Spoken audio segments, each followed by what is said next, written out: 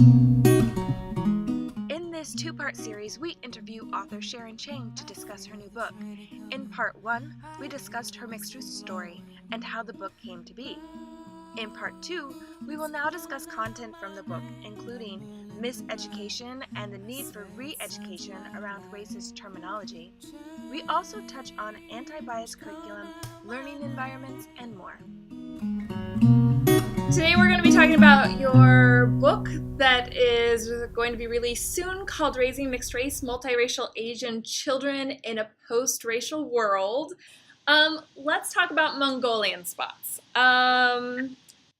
So a lot of parents aren't aware of this history, and as a social worker, we talk a lot about cultural things to be aware of. And in my master's work, I had a child welfare specialization, and so we would talk about things to be aware of, such as Mongolian spots, that those are not bruises, and the parents aren't necessarily harming their child. And so that's one thing that even in social work education, like, we want to make sure that people are aware of these things. And I have never, until I read and I had them, my siblings had them, I've never, until reading your book, realized that term had that connection. So a lot of parents aren't aware of the history. What type, do you know if there's any type of education of doctors on changing the terminology? What terms should be used? How can I continue to educate social workers on being aware that this isn't a sign of abuse, and that usually they go away? What do I call them? Help me out. Right. All good questions. Well, I'm not a medical doctor, and I'm not in the medical field, so I don't know what's going on with the training. Based on the research I did for the book, it sounds like that term is still being used in pediatric textbooks. So I would imagine, this is pure speculation, right, that pediatricians and other people working with children are being taught to use that word. And certainly when my son was born, that's what they called it in the hospital to me. So as recently as 6 years ago, that was a standard term and a practice in hospitals. And what are the suggestions? I certainly don't use it anymore. I think the first step is pointing out to people that it's a racist term, which nobody realized. I didn't even know. Right. I was researching for the book.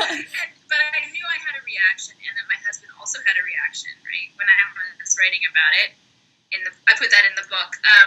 When our son was born and he had this birthmark. Right. And we asked the nurse what it was, and she said, well, those are Mongolian spots. And we both had a visceral reaction. So there was something in us that knew that doesn't sound right. And it took however many years to come back to it. And it was really hard to find even one resource that really explained the origin of it. And it was horrifying. Right. Like I said, I'm reading this going, oh my gosh, like, I've known about this since I was a kid, because, so it's crazy. Yeah, and it just shows us the way, well, language is very white dominated, and how even just the words we use that we presume are innocent can carry so much loading again, right? And that when we aren't educated, or we don't confront our own miseducation or think about our own personal histories and societal histories, we often unknowingly perpetuate these racist ideas through words that were created by people in power hundreds of years ago, right? So it's an education piece, I would say, for social workers or anybody who's in the medical field or is finding a need to refer to those spots.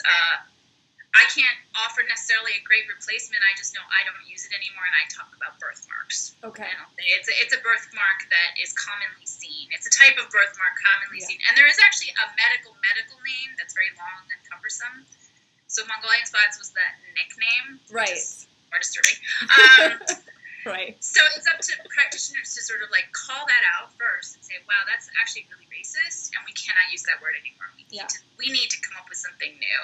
Yeah. And over time, I think that's how language gets changed, right? There's a little bit of messiness around, well, what are we going to call it? I want to call it this. I don't want to call it this. And eventually everyone settles on something. Yeah, I definitely learned a lot because I was shocked. I'm like, this is something that I have taught in my classes. And now I'm like, okay, we're not teaching that anymore. We're not calling it that. And it goes to this whole other issue of parents not being aware. So you say something about how miseducation is a weapon and how important it is for parents to unlearn what we've always been told. So there's a book, you do some children's books reviews, so maybe you've seen this one. There's a book called I Am Flippish. Oh, yeah. And I didn't know that that term flippish was a derogatory term. I just knew by reading the book, I was completely uncomfortable. And it was given to me to be reviewed to use in an event that I was doing. And I read the book and I was like, this isn't okay. And I collect mixed race children's literature, so I have a lot. And this one there's several books that strike me weird, but this one especially. And I brought it to Rudy Guevara's mixed race class, and he's like, this term is a derogatory term. I didn't know that. Can you tell me a little bit about the history of that? So he says that, like, flippish is a derogatory term for Filipinos, kind of like some derogatory terms like for Hispanics, like, right? No, because I think I might have that book up on my blog, and now I'm going to have to. Yes. So do your research on that book, because it was a book that I ended up not using for the event it was recommended for because, I have some concerns with the book anyways, but then the title alone. And so a lot of the literature that's written for children is based on parents or personal experiences where there's not books for their children, so they write books, but they don't know the history themselves, so they're inadvertently using terminology that is racist and they don't even know it. So, and that's part of, when we think about systemic racism, that's part of the strategy, right? Right. It's the not knowing and the lack of education or spinning history in a certain way allows racist thinking to keep moving forward, right? Yeah. Yes. Okay, so here's another good question I have for you. So you talk a little bit about you probably have the best response to when someone says, but everybody's mixed in your book. You really break it down when someone says, but everybody's mixed. We're all mixed, right? You break it down really well, but what's your elevator response? When you're not writing it out, how do you respond to people? Because I think this is something that mixed race individuals hear a lot when they're talking about their experience or work in this area, and then it's almost like put down like it's not valid because everybody's mixed. So what would be your go-to elevator response for that? How many sentences do I get? You get an elevator ride to the 10th floor. Everybody is mixed is a way. It's a particular form of racism that mixed race people experience. Right. It's a way of being discriminatory towards mixed race people, I should say, because it's invalidating and it instantly erases the very particular racialized experierized that multiracial people have, in others claiming, well, I'm mixed just like you, so therefore your experiences must be like mine, and everything is fine, and what are you complaining about, right? And it also appropriates this word mixed, or sort of instantly redefines it as something that everybody can have, versus something that's referring to a specific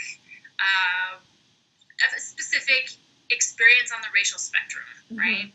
And it's a way of moving the conversation away from multiracial people and into different arena. So it's a way of silencing. Yeah. So is that what you tell people? You are silencing my experience, right? Right? The last time it happened to me, I said nothing. I was effectively silenced. I'm horrified, but it's very hard to react in real time. Yeah. And it was, an older white librarian, and I was stunned. I was with my kid. We were in a community clinic, I was like, wow, Yeah. instantly erased. I'm out of here. Yeah. And it's tough because I've had family members on my dad's side. My dad's black, so my black family members also make that comment, and it's hard to know how to respond, you know? So people need to read your book and really think about it. I think it's important to be able to communicate why that's not okay to say. I have a better elevator response. Okay. Saying to a mixed person, we are all mixed, is like saying to a person of color, I don't see color. Yes, absolutely. Right. It's colorblind. Yes, it's colorblind. It's exactly it. Yes. That was good practice for me. That is. See, we have to challenge each other in these ways. How can we get parents and adults to go deeper when you talk about transmitting culture to develop positive racial identity? And this, for me, is a question not just for parents, but all adults. So parents of transracial adoptions, educators, others. When I read that part in your book, I was thinking about how often we buy into the surface level of culture. And a lot of that comes from the white rhetoric of culture means food, clothing, travel, right? And it's really a whitewashed society that's telling us that's all you need for your cultural celebration is some ethnic food and some ethnic music, right?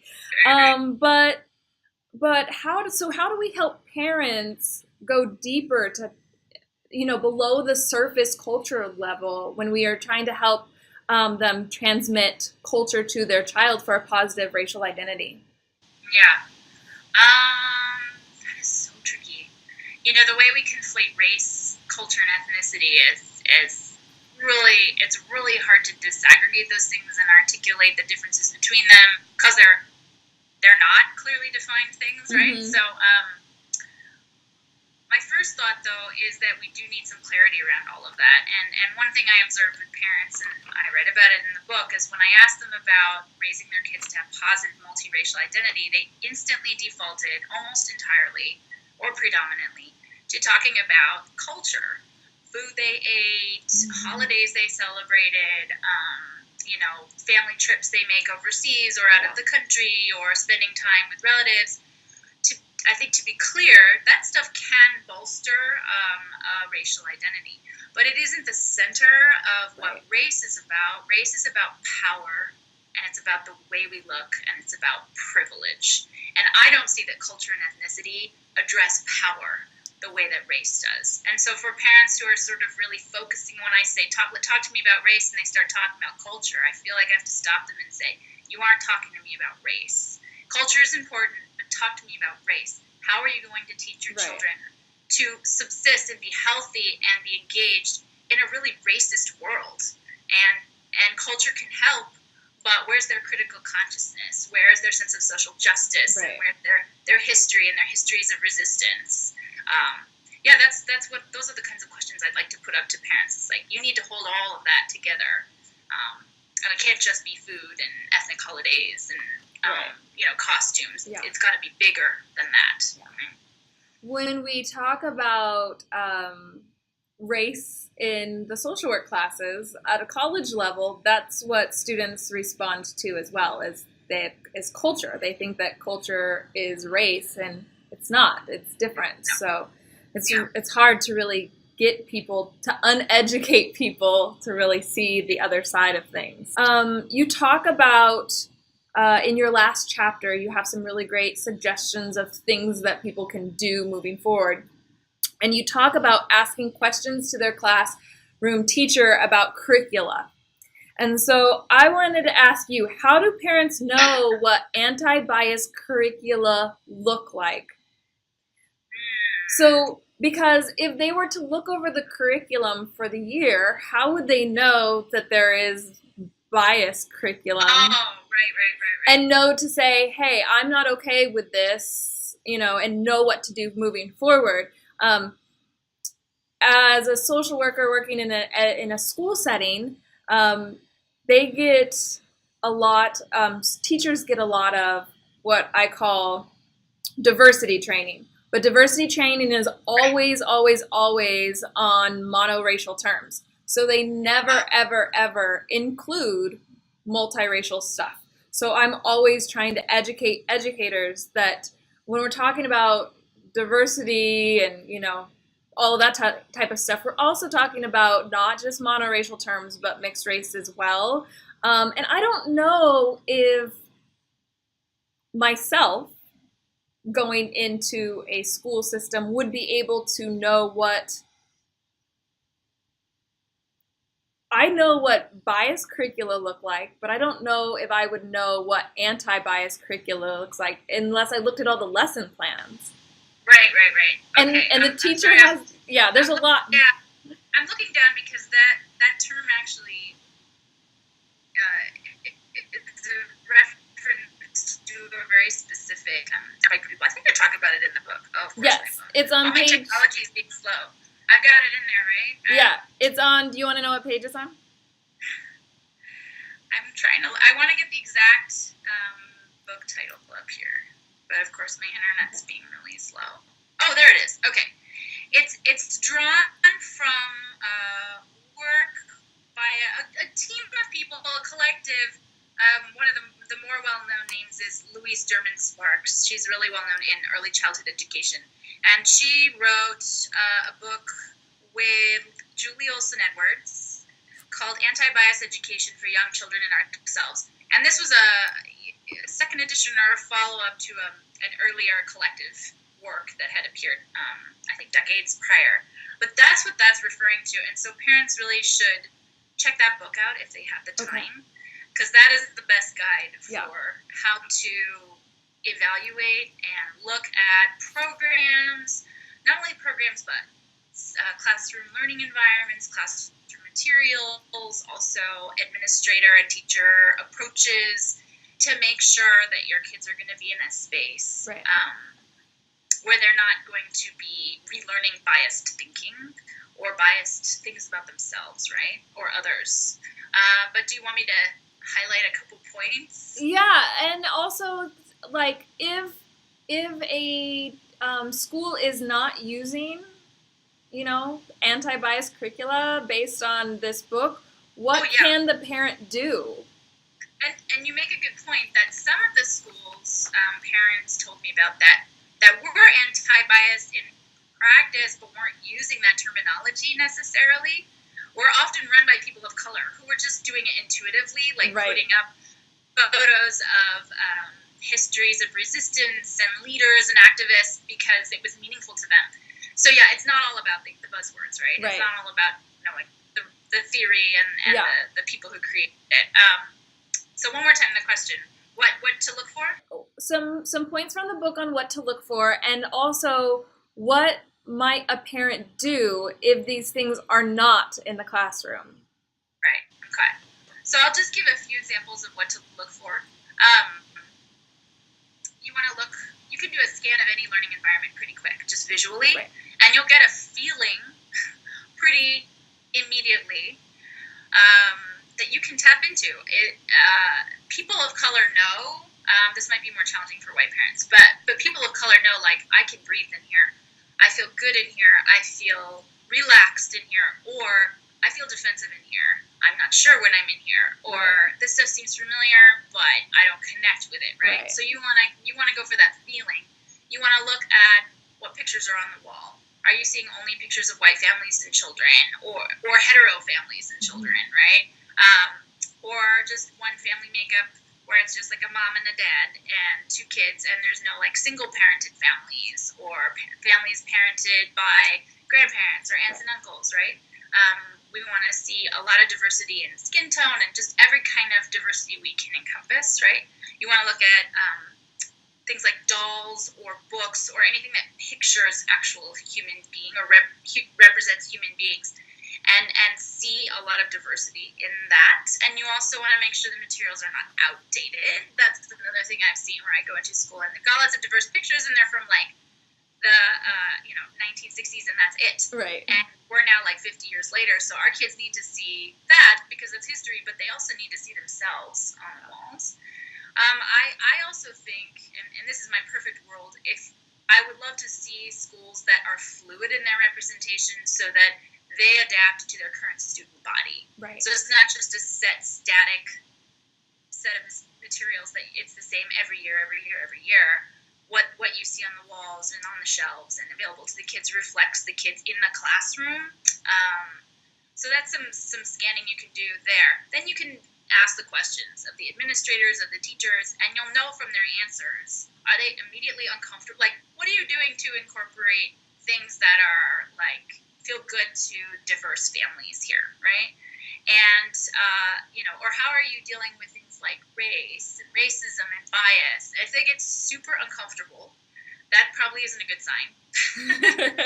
But if they have a great, and if they have a sort of canned answer, you might want to take that one with a grain of salt. If they have a really authentic answer and can give you really concrete examples of things they've done in the last couple of years, that's awesome. If you love the school anyways, even though they have some weak spots, then you have to ask yourself a question: how much am I willing to advocate while my child is in this school? And if your answer is, I want to do this, I want to fight for this school to make it more diverse and make it more affirming and anti-bias, then maybe that's the right fit for you and you're going to go for it. Yeah. But if your answer is, I don't have time, it's going to be too exhausting, then you want to reevaluate, like, do you want to be in an environment that doesn't feel good to you, that you don't have the time to fight for, to make better? Also, you want to be looking, do I have allies? Do I have people I can work in unity with? Because you do not want to be doing that by yourself, right? Yeah. And that's something I hear from parents. I want to change my school, but I feel alone, and I don't want to be the token person of color complaining about things, right? So you're looking for at least a small group of people who want to do that with you and you connect with. Yeah. Good stuff. That's good stuff. Good stuff. Yes. Okay, so for sake of your... We're not doing very much of this, I should say. I mean, I could go and speak to parent groups on and off, and I'm not hearing from these parents that this is something we're getting very much. And the more we move up in the system, the more we lose it, too. Yeah. So, like private preschooling, it still has a lot of flexibility. You can find pretty alternative programs sometimes. But once you get into, like, compulsory school, institutionalized school, we start losing it more and more and more. So we got a ways to go. Yeah. I've heard that, this is a common thing in preschools, for example. You'll go into the paint cabinet and to get colors for your class, and which two colors are used the least and the bottles are the fullest? Black and brown, right? And so really challenging teachers, what kind of subtle messaging does that send?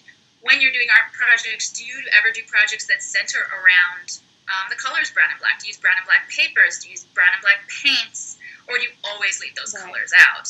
And have you examined what that means to you and then what kind of message that sends to your students? Yeah. So I want to be mindful of your time because I know you're busy and doing all kinds of things. So I have a couple last questions. Talk to us about where can people get the book? When does it come out officially? Your launch party, and then what is your next project or projects? Okay, where can you get the book? Amazon for sure, and then also on the publisher's page, Routledge. I am working on getting it in some trade bookstores, but because it's an academic publisher, they wouldn't normally stock it in those places. So definitely online. Check online. And then, what was the other question? What's next? Yeah, what are you working on now? What are your next projects? What are you doing next? Yeah. So I've got, I have the Facebook party coming up for the book launch, right? The book releases on December 11th, and I'm going to do a Facebook party, a virtual release at an event page called Raising Mixed Race Launch. It's really easy. You just show up on that day and just do what you normally do when you're on Facebook. Just scroll through a feed, read, like, share, and then I'm giving away tons of stuff, so it'll be really fun. Next up, I'm working on a project co-authored with my mentor, Joe Fagan, on Asian American women facing sexism and gendered racism. So for that one, I was supposed to interview 50 women, but I interviewed 55, maybe 56. Those interviews are all complete, and I'm in the process of transcribing those, and that should be coming up if all goes well in a couple years. So exciting. Yeah! So exciting. Tell us where people can find you. Let's see. Multiracial Asian Families at Blogspot. That's my blog. I'm on Facebook as multiple entities, so as myself, you can try to befriend me, or publicly as Raising Mixed Race, the book, and also as a page, Multiracial Asian Families. And then I'm on Twitter at Multi-Asian Families. Great. Come to the Facebook party. I'm afraid I'm going to be alone at my Facebook party. I'm like, people, come by. Seriously. Oh, I think you'll have people. You have some great prizes, so that's pretty enticing. I know. Those are amazing books. Amazing. I'm so pleased. Yes. Whoop, whoop. All right, Sharon. Thank you so much. Yeah. Have a good day. You too. Okay, bye.